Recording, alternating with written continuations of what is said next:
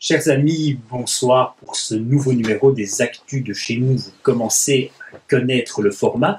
C'est l'actualité vue avec notre regard différent de ce que vous trouverez dans les médias traditionnels. Malheureusement, l'actualité, depuis notre dernier rendez-vous, n'a pas spécialement été positive, que du contraire même. La Wallonie a été endeuillée par les inondations tragiques, et on pense évidemment fortement aujourd'hui aux victimes des inondations, à leurs proches. On pense aussi à nos villages, les villages qui ont été ravagés, nos communes, que ce soit à Pepinster, à Chaudfontaine, à Othon, à Marchand-Famenne, à Durbuy et partout ailleurs. On pense aussi évidemment à toutes ces personnes, et c'est là le positif finalement dans ces tragédies, à toutes les personnes qui se sont mobilisées pour venir en aide aux sinistrés. Ces personnes sont venues de partout en Belgique, du nord du pays, du sud, d'ouest en est, sont venues aider les sinistrés. Ils l'ont fait pour la plupart de façon tout à fait anonyme, de façon bénévole et de façon désintéressée. C'est là que la solidarité est la plus belle, la solidarité est la plus noble. Contrairement à ça, on a vu aussi quelques hommes politiques qui ont voulu faire de la récupération. On les a vus avec une pelle dans une main et un seau dans l'autre, comme s'ils allaient finalement faire des châteaux à la plage. Cette récupération est totalement indécente. Tout comme est indécente la récupération de nos experts. Alors, nos experts, pour le coup, il s'agit de Van Ypersele et de Gemmen. Ce sont deux papes du politiquement correct, ce sont des curés du réchauffement climatique, et maintenant, les voilà qui sont des experts en hydrologie. Les flots continuaient à ensevelir, continuaient à emporter tout ce qu'il y avait à emporter dans certaines communes, les eaux continuaient à monter de façon dramatique, et les voilà qui, sur les plateaux de télévision, péroraient et incriminaient le réchauffement climatique. On ne sait pas aujourd'hui si ces inondations ont tout à voir ou rien à voir avec le réchauffement climatique. Le temps nous l'apprendra. On sait en tout cas que des crues, il y en a déjà eu par le passé, et des bien plus importantes.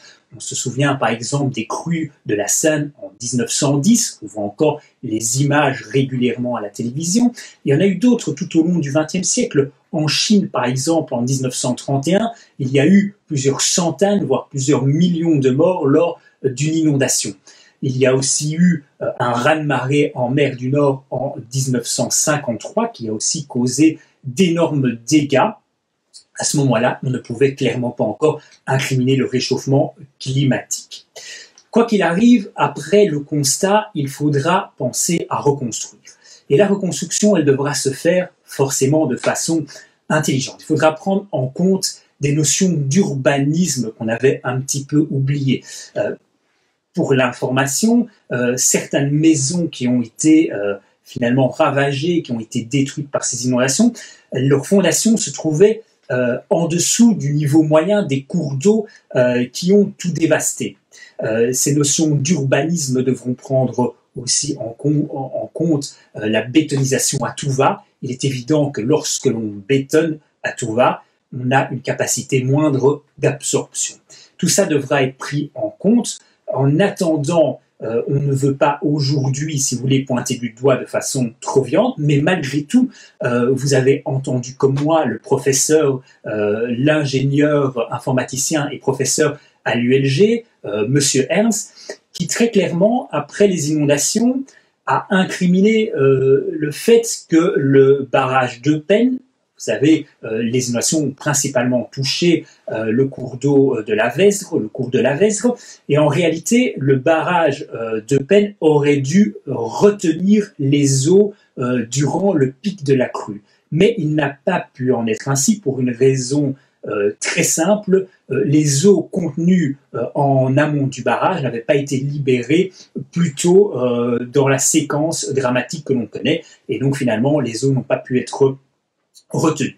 Alors ces éléments sont intéressants, ces éléments pointent en tout cas des responsabilités politiques. On pense ici à nouveau en premier lieu au ministre wallon Philippe Henry. Alors, Philippe Henry, lui, il a, on ne va pas dire qu'il a du sang sur les mains parce que c'est peut-être un peu trop fort, mais en tout cas il a de l'eau dans ses bottes.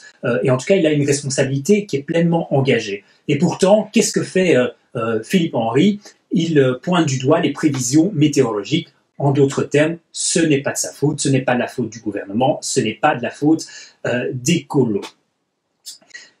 Tout à fait indécemment, c'est de façon indécente, ce ministre n'a pas voulu démissionner, mais les mêmes ministres qui appartiennent au Parti socialiste et à Écolo ont pratiquement au même moment déclaré qu'ils démissionneraient s'il y avait ne fût-ce qu'un sans-papier qui mourrait au cours de la grève de la faim qu'ils ont entamée à l'église du Béguinage et sur les campus de l'ULB et de la VUB.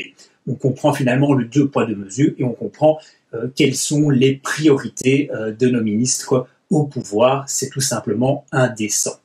Mais revenons sur cette crise générée par la grève des sans-papiers. Pour nous, c'est un chantage totalement inacceptable. Pour nous, les personnes qui sont illégalement présentes sur notre territoire doivent être expulsées. C'est finalement assez inhumain que de leur faire croire qu'il y a de la place pour eux dans notre pays. Les personnes qui ont reçu un ordre de quitter le territoire doivent tout simplement le quitter. Pour nous, il n'y a pas à tergiverser sur cette question. Il y a à l'heure actuelle 150 000 illégaux sur le territoire belge. Vous comprenez que c'est un réel problème qu'il faudra régler au plus vite. Il en va de notre identité, de nos structures, de nos valeurs. Nous ne pouvons plus accueillir le monde entier au sein de nos frontières.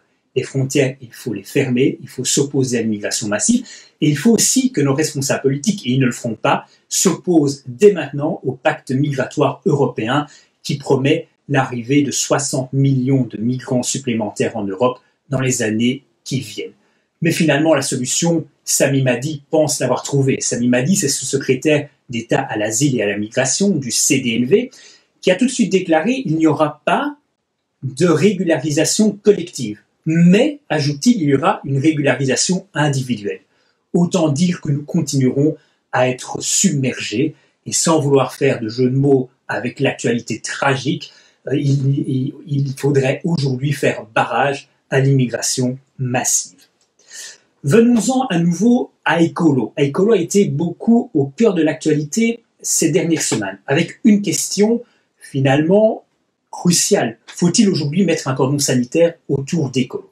Alors pour être honnête, chez nous, on n'est pas partisan des cordons sanitaires. Le cordon sanitaire en Belgique a été inventé dans les années 90 pour juguler la progression du Vlaams-Blok. En réalité, on a compris depuis que le cordon sanitaire n'est rien d'autre qu'une tactique électorale permettant aux partis traditionnels de maintenir le pouvoir, de rester au gouvernement sans avoir affaire à une opposition. Pourtant, très honnêtement, je pense qu'il y a plus grand monde aujourd'hui de sensés qui pensent que le Vlaams-Belang représente une menace pour la démocratie. Alors nous ne sommes pas pour les cordons sanitaires, mais Écolo est pour les cordons sanitaires. Eh bien, appliquons leur politique. Et voyons un petit peu les actions d'Écolo ces dernières semaines et ces dernières années. On se souvient, il y a quelques semaines, que c'est Écolo, que c'est la secrétaire d'État Sarah Schlitz qui a nommé une femme voilée proche des frères musulmans à l'Institut pour l'égalité entre les hommes et les femmes. Ils auraient pu s'excuser, ils auraient pu faire amende honorable, et au lieu de cela, qu'est-ce qu'Écolo a fait? Écolo a bombé le torse, Écolo a contre-attaqué, et Jean-Marc Nollet a finalement rejeté la balle sur les médias et a rejeté la balle envers un opposant politique, Georges-Louis Boucher pour ne pas le citer, comme si finalement ils étaient responsables du fait qu'Écolo ait nommé une femme voilée. Si un leader populiste avait osé rejeter la faute sur les médias, on aurait forcément entendu Écolo dénoncer les pires intrusions du parti au sein du quatrième pouvoir.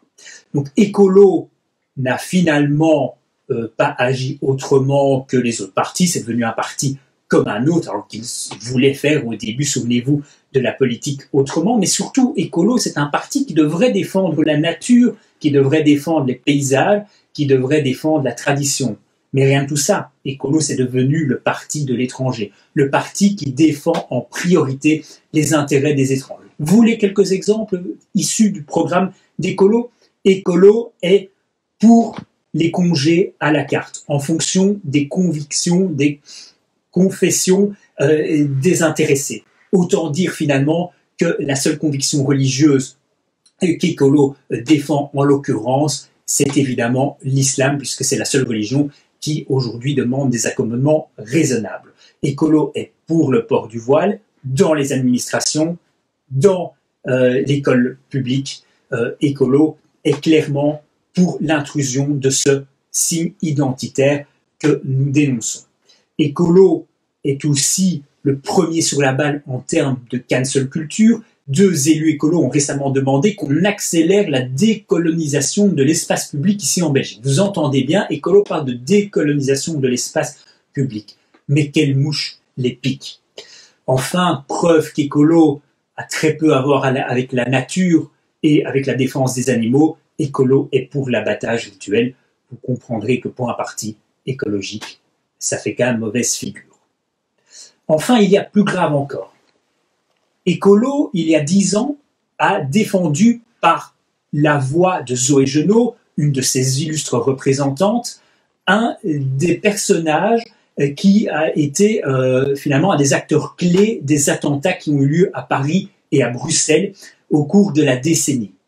Cet extrémiste, ce terroriste, Oussama Attar, avait argué de sa santé défaillante. Écolo s'était mobilisé avec quelques élus PS, mais ici, on avait tout à fait aux malades imaginaires. Et malheureusement, pour les amateurs de Molière, ce n'était pas Argan et Zoé Genot n'était pas Toinette. On avait ici affaire à un terroriste en puissance.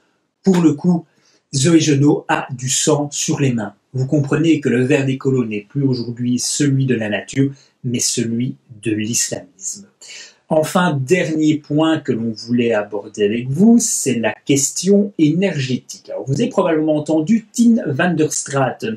Elle est secrétaire d'État à l'énergie. Elle a rappelé dernièrement sur à peu près tous les médias qu'elle voulait hâter la fermeture des centrales nucléaires afin de favoriser et de hâter la reconversion vers le 100% renouvelable. Mais concède-t-elle, puisque 100% renouvelable n'est pas possible directement, il faudra peut-être avoir une capacité fossile. En d'autres termes, Tine van der Straten a appelé à rouvrir les centrales au gaz. Vous entendez bien, en termes d'émissions de gaz à effet de serre, ces fameuses centrales à gaz, cela représentera un surcroît de 12% de CO2 dans l'atmosphère. Écolo n'est pas à une contradiction près. Il serait naïf de penser que tout ceci, que cette sortie du nucléaire sera indolore pour votre portefeuille. Il n'en est rien. En réalité, tous les pays qui ont fait un pas vers le renouvelable, vers les énergies propres, vous les appelez comme vous voulez, tous les pays ont répercuté cette sortie du nucléaire sur la facture du consommateur. Chez nous, on est très clair, on est pour le maintien du nucléaire, qui est l'énergie qui nous coûtera la moins chère et qui sera finalement la moins émettrice de CO2, encore moins que les éoliennes. Dans le même temps, Ursula von der Leyen, présidente de la Commission européenne, a, elle, fait une grande sortie médiatique sur un pacte vert pour l'environnement. Et encore une fois, le pacte qu'elle propose, c'est un marché secondaire du carbone et ça aura une répercussion directe sur le prix à la pompe. Ce n'est pas ce que nous voulons. Nous ne voulons pas que ce soit les citoyens, que ce soit les consommateurs qui soient directement lésés par les politiques farfelues, que ce soit du gouvernement belge ou de l'Union européenne. Par ailleurs, puisqu'on a beaucoup parlé d'écologie, la seule écologie qui vaille, c'est une écologie du terroir, c'est une écologie de proximité, c'est une écologie des paysages, c'est l'écologie que nous défendons et c'est l'écologie que vous défendez, c'est l'écologie que vous aimez lorsque vous promenez dans vos communes qui ont souffert ces derniers temps. Encore une fois, nous le répétons, nous sommes de tout cœur avec vous. N'hésitez pas évidemment à nous partager, à nous regarder, à nous liker. Il y a tous les jours du contenu. On vous propose des visuels de qualité, on vous propose des réflexions sur l'actualité. N'hésitez pas, likez-nous, partagez-nous. C'est l'occasion de faire triompher nos idées. On ne le répétera jamais assez. D'ici là, portez-vous bien. Pour ceux qui sont en vacances, profitez-en bien. Et espérons aussi que nos athlètes ramènent quelques médailles des Jeux Olympiques. Je vous souhaite une excellente soirée et je vous dis à très bientôt.